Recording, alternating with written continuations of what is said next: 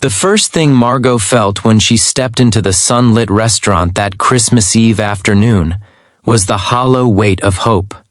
She had promised herself she wouldn't expect anything, wouldn't believe that a blind date arranged by a well-meaning coworker could magically fix the exhaustion of a year filled with disappointments.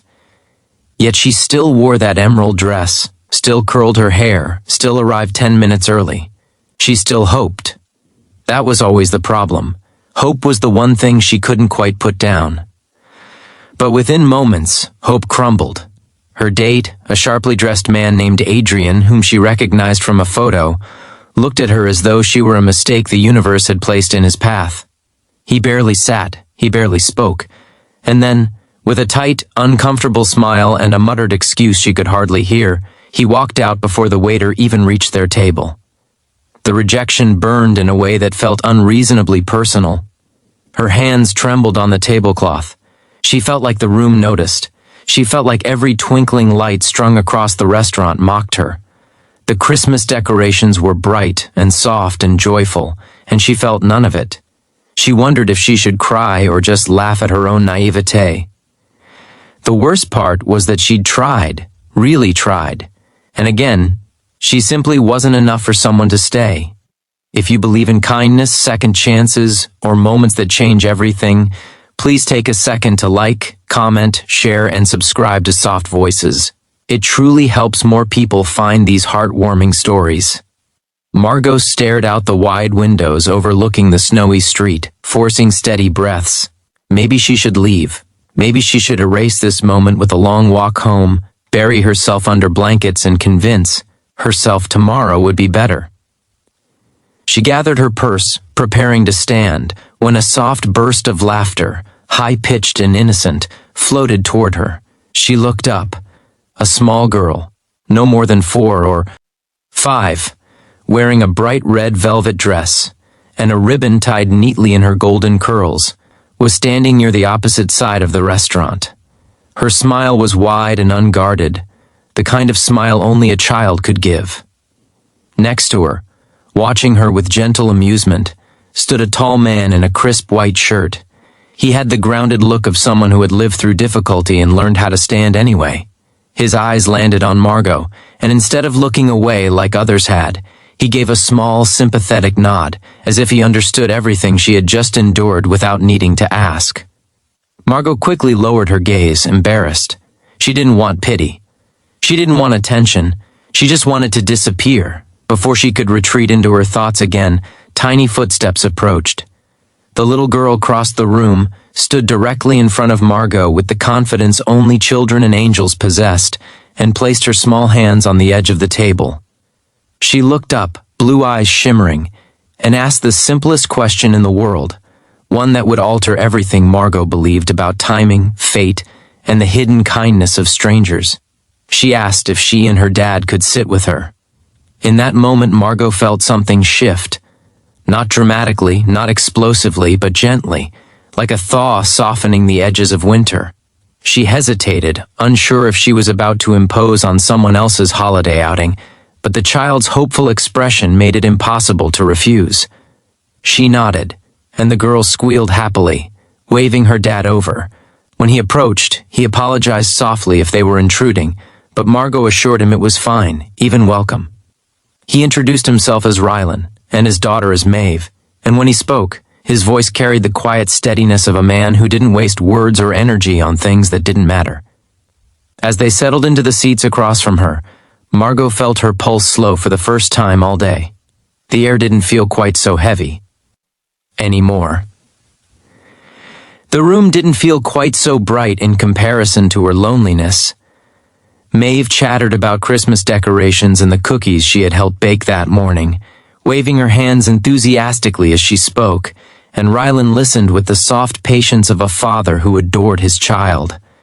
Margot found herself smiling, actually smiling, as Maeve described her excitement for Christmas morning. Gradually, the layers of Margot's embarrassment peeled away. With the daylight streaming in through the tall windows, the restaurant felt warm and alive rather than suffocating. Rylan asked simple, thoughtful questions about her job, her holiday traditions, and the meal she had ordered before being left alone. There was no judgment in his tone, no hint of condescension. Instead, there was interest, genuine interest, and that alone made Margot feel seen in a way she hadn't expected today. As the meal arrived, Maeve insisted on showing Margot the little Christmas charm she kept in her pocket. A tiny wooden star her mother had given her before she passed away years earlier. Rylan's gaze softened with grief as he listened to his daughter speak. But there was pride there too. Pride in her resilience, in the way she carried her mother's memory with brightness rather than sorrow. Hearing their story, Margot felt her chest tighten with empathy. She understood the quiet struggle behind Rylan's eyes, the weight of being both mother and father, of staying strong for a child while still mourning someone important. Margot spoke about her own disappointments, though carefully, not wanting to dampen the light Maeve radiated. But Rylan didn't dismiss her feelings or brush past them. He listened, and as he listened, she felt her hurt unraveling like loose thread. She realized she hadn't spoken to someone who truly listened in a very long time. Hours seemed to pass, though the afternoon sun still hung high, bright enough to reflect off the glass and illuminate every strand of Maeve's golden curls.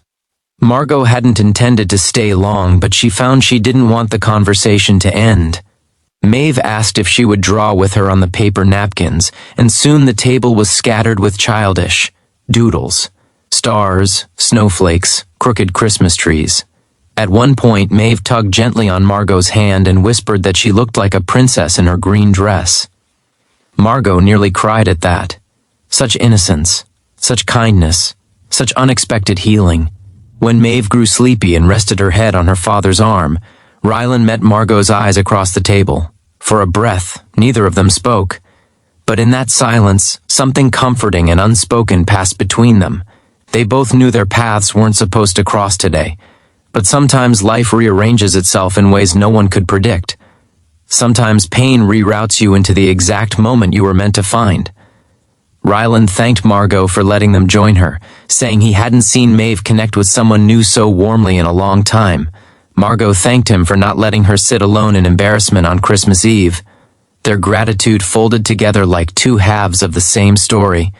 And suddenly Margot felt warmth blooming inside her where rejection had settled earlier. As the afternoon light slowly shifted toward early evening, Rylan asked if Margot would like to join them for a walk through the holiday market nearby. She could tell he was trying to sound casual, but there was a trace of hopefulness in his eyes that mirrored her own. She accepted, not out of politeness or pity, but out of a genuine desire to stay near the fragile but growing sense of belonging she felt with them. The rest of the day unfolded like a quiet miracle.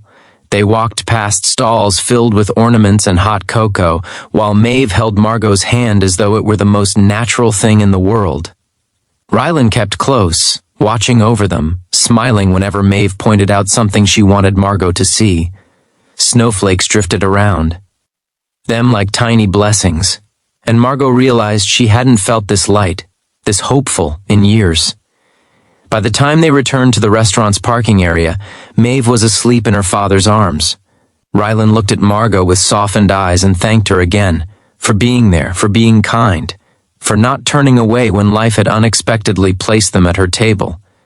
Margot felt a flutter of something new inside her, something fragile but bright, something she wanted to explore if timing allowed. Before they parted, Rylan gently asked if he could see her again after the holidays, not as a blind date or a forced setup, but simply as himself, a man who had found unexpected comfort in her presence. Margot said yes. For the first time in a long while, she said yes without fear. If this story touched your heart, please don't forget to like, comment, share, and subscribe to Soft Voices. Your support helps keep these emotional stories alive. Special request: comment "Hope finds us when we least expect it" if this story warmed your soul. And so, what began as a painful rejection became the beginning of something quietly beautiful. A reminder that sometimes the universe closes one door only so a little girl in a red dress can open another.